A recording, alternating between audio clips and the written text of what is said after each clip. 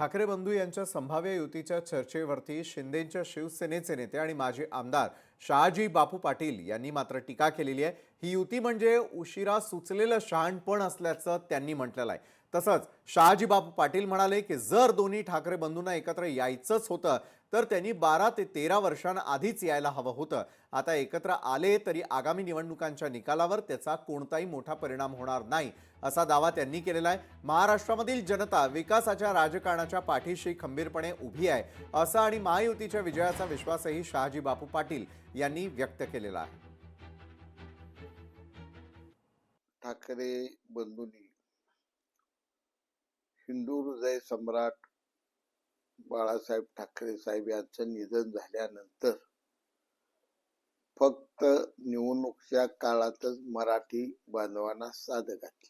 निवडणूक आल्यानंतर प्रभाग वाईज मराठी माणसाचा मुद्दा उपस्थित करायचा आणि दुसऱ्या बाजूला गेल्यानंतर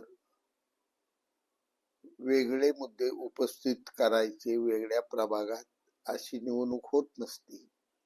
परंतु या त्यांच्या डावपेचाला अजिबात यश येणार नाही। लोकशाही मराठी ऐका, पहा, जागरूक रहा।